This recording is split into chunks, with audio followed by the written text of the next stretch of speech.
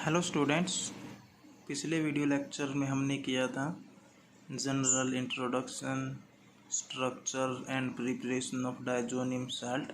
अब हम करते हैं chemical properties of diazonium salt. यानी जो डायज़ोनियम साल्ट होता है वो बहुत ही रिएक्टिव कंपाउंड होता है।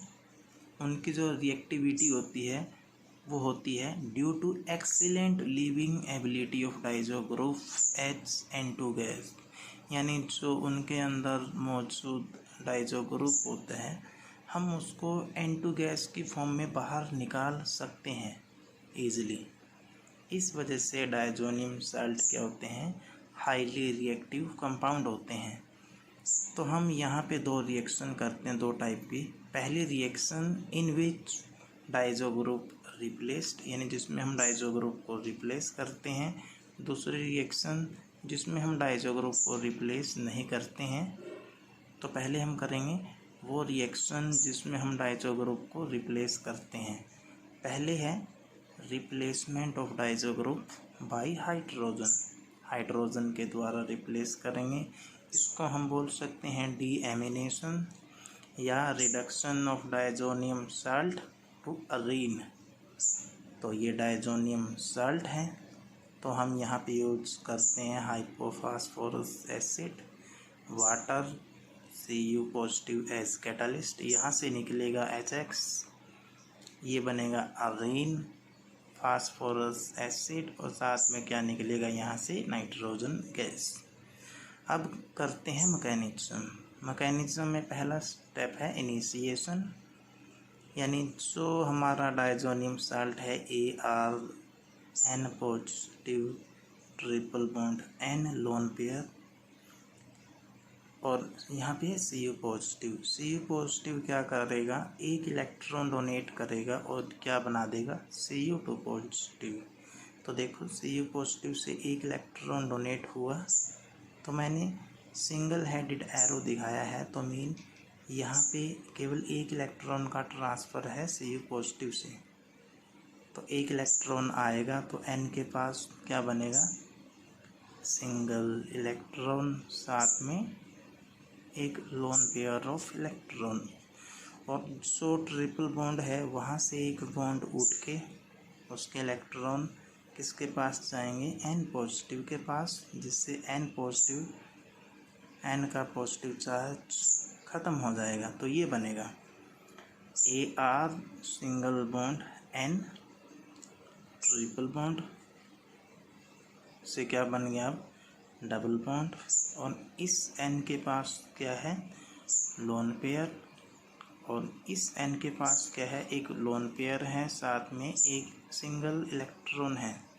तो यहाँ से होमोलिटी क्लीवेज होगी, एक इलेक्ट्रॉन जाएगा अराइल ग्रुप की साइड, तो क्या बनेगा, अराइल फ्री रेडिकल बनेगा, और एक इलेक्ट्रॉन जाएगा नाइट्रोजन एंड नाइट्रोजन के बीच में, ये वाला इलेक्ट्रॉन भी आएगा दोनों नाइट्रोजन के बीच में। तो दोनों, एक इलेक्ट्रॉन यहाँ से आया, एक इलेक्ट्रॉन ये, तो यहाँ से क्या बनेगा, नाइट्रोजन ट्रिपल बॉन्ड, यानी नाइट्रोजन का रिमूवल। आगे का स्टेप है प्रोपागेशन। जो अराइल रेडिकल है वो हाइपोफॉस्फोरस एसिड से क्या निकालेगा, H रेडिकल, तो बनेगा एरीन, और साथ में बनेगा P radical OH, H double bond O। फिर जो डायज़ोनियम साल्ट है वो क्या करेगा, इस एक इलेक्ट्रॉन को एक्सेप्ट करेगा, एक्सेप्ट करने के बाद वही बनेगा नाइट्रोजन के पास, इस नाइट्रोजन के पास एक सिंगल इलेक्ट्रॉन, एक लोन पेयर इलेक्ट्रॉन। इस नाइट्रोजन का पॉजिटिव चार्ज ख़त्म हो गया है, इसके पास लोन पेयर, और यहाँ पे क्या रह गया है, नाइट्रोजन के बीच डबल बॉन्ड, और फास्फोरस पे क्या आएगा, positive OH H and double bond O। फिर यहाँ से होमोलिटी क्लीवेज होने के बाद अराइल रेडिकल, साथ में नाइट्रोजन गैस का रिमूवल।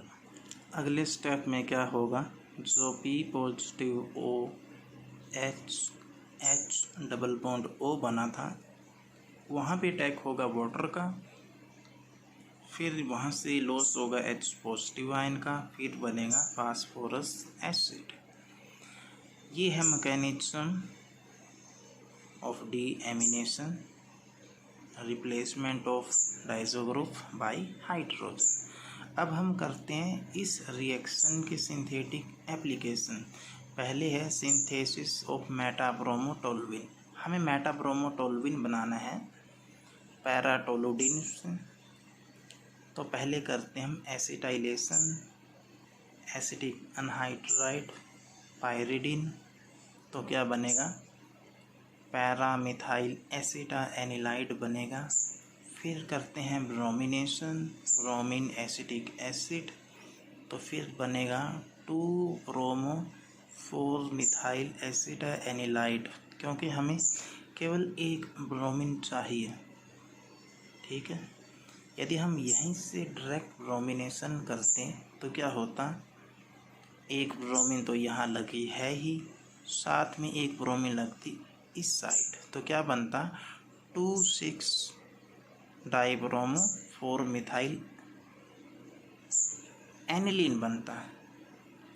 लेकिन हमें बनाना क्या है, एक ब्रोमीन वाला प्रोडक्ट। तो उसके लिए हमें क्या करना पड़ेगा, NH2 को एसिटाइल करना पड़ेगा, जिससे इसका एक्टिवेटिंग इफेक्ट कम होगा और केवल मोनो सब्स्टिट्यूटेड प्रोडक्ट ही हमें मिलेगा यहाँ पे। ठीक है, तो ये पहले एसिटाइलेशन फिर ब्रोमिनेशन करने के बाद क्या बनेगा 2-ब्रोमो 4-मिथाइल एसिटाएनिलाइड। फिर हम क्या करते हैं, इसकी हाइड्रोलिसिस करते हैं। हाइड्रोलिसिस करने के बाद जो ये ग्रुप है वो बना देगा NH2 में कन्वर्ट हो जाएगा अमाइड ग्रुप। फिर डायाएजोटाइजेशन करते हैं NaNO2HCl, टेम्परेचर 273 से 278 केल्विन। तो ये बनेगा डायजोनियम साल्ट। फिर डीएमिनेशन करते हैं, तो ये किससे रिप्लेस हो जाएगा, हाइड्रोजन से। तो ये बनेगा हमारा मेटाब्रोमोटोलुइन। हालांकि आप सोचते होंगे कि हम मेटाब्रोमोटोलुइन को ऐसे बना सकते हैं, टोलुइन की ब्रोमिनेशन करेंगे तो मेटाब्रोमोटोलुइन बनेगा, या हम ब्रोमोबेंजीन है उसमें हम फ्रीडल क्राफ्ट एल्काइलेशन करेंगे तो ब्रोमोटोलुइन बन जाएगा, मेटाब्रोमोटोलुइन बन जाएगा। लेकिन ना तो यहाँ से बनेगा और ना ही यहाँ से बनेगा। क्यों? क्योंकि जो मिथाइल ग्रुप होता है वो होता है ओपी डायरेक्टिंग। तो जो यहाँ पे ब्रोमीन लगेगा वो मेटा की बजाय कहाँ लगेगा, या तो ऑर्थो पे या पैरा पे। यानी हम बोल सकते हैं इस मेथड से क्या बन सकता है, ऑर्थो या पैरा ब्रोमोटोलुइन बन सकता है। मेटा ब्रोमोटोलुइन यहाँ से नहीं बनेगा क्योंकि ये मेटा डायरेक्टिंग नहीं है मिथाइल ग्रुप। सेम ब्रोमीन भी क्या है, ऑर्थो पैरा डायरेक्टिंग है। तो मिथाइल ग्रुप जो लगेगा वो या तो ऑर्थो पे लगेगा या लगेगा पैरा पे लगेगा। तो मिथाइल ग्रुप या तो लगेगा ऑर्थो पे या पैरा पे। यानी हम बोल सकते हैं यहाँ से भी या तो ऑर्थो ब्रोमोटोलुइन बनेगा या पैरा ब्रोमोटोलुइन बनेगा। तो मेटा ब्रोमोटोलुइन तो यहाँ से भी नहीं बनेगा। तो हमें वही मेथड करना पड़ेगा जो हमने पीछे किया है मेटा ब्रोमोटोलुइन बनाने के लिए। सेकंड एप्लीकेशन है सिंथेसिस ऑफ 1,3,5-ट्राइब्रोमोबेंजीन, या हम इसको बोल सकते हैं सिमेट्रिकल ट्राइब्रोमोबेंजीन। एनिलीन है ये, इसकी हम डायरेक्ट ब्रोमिनेशन करेंगे तो यहाँ पे ये मिलेगा हमें 2,4,6-ट्राइब्रोमो एनिलीन। इसकी डायाएजोटाइजेशन करेंगे NaNO2HCl, टेम्परेचर 273 से 278 केल्विन। तो ये बनेगा डायजोनियम साल्ट। फिर हम करेंगे डीएमिनेशन H2OH3PO2 Cu पॉजिटिव, ये रिप्लेस हो जाएगा H से। तो ये मिलेगा हमें 1,3,5-ट्राइब्रोमोबेंजीन। नेक्स्ट करते हैं हम सिंथेसिस ऑफ 3,5-डाइब्रोमोटोलुइन। तो ये है पैराटोलुडीन। इसकी हम देखो डायरेक्ट ब्रोमिनेशन करते हैं तो हमें 2 ब्रोमीन मिलेंगे, एक इस ऑर्थो पोजीशन पे, एक इस ऑर्थो पोजीशन पे। पैरा पे नहीं मिलेगा क्योंकि पैरा पहले ही ब्लॉक है। तो हमें मिलेगा 2,6-डाइब्रोमो 4-मिथाइल एनिलीन। फिर हम उसकी क्या करते हैं, डायएजोटाइजेशन, डायजोनियम साल्ट। फिर क्या करते हैं हम, डीएमिनेशन। किससे रिप्लेस होगा ये, हाइड्रोजन से। तो हमें मिलेगा 3,5-डाइब्रोमो टोल्यूइन। नेक्स्ट करते हैं रिप्लेसमेंट बाय हाइड्रोक्साइल ग्रुप यानी OH से। तो ये डायजोनियम साल्ट है, इसकी क्या करते हैं हम, हाइड्रोलिसिस करते हैं, वाटर डालते हैं और हीट करते हैं। तो हमें मिलेगा फिनोल, नाइट्रोजन यहाँ पे रिमूव होगी, साथ में मिलेगा HX।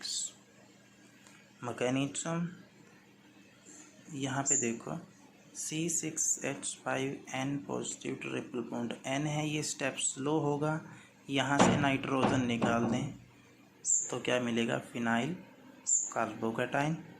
फिनाइल कार्बोकैटाइन पे अटैक कौन करेगा, वाटर का अटैक होने के बाद हम यहाँ से निकाल देंगे H पॉजिटिव, तो क्या मिलेगा, फिनोल। इस रिएक्शन की सिंथेटिक एप्लीकेशन ये है कि यहाँ से हम मेटा नाइट्रोफिनोल बना सकते हैं। तो देखो ये है मेटा नाइट्रो एनिलीन। तो इसकी क्या करते हैं, पहले डायएजोटाइजेशन, NaNO2HCl, डायजोनियम साल्ट। फिर हम वाटर डाल के इसको हीट कर देते हैं। तो क्या मिलेगा, यहाँ से हम मेटा नाइट्रोफिनोल मिलेगा।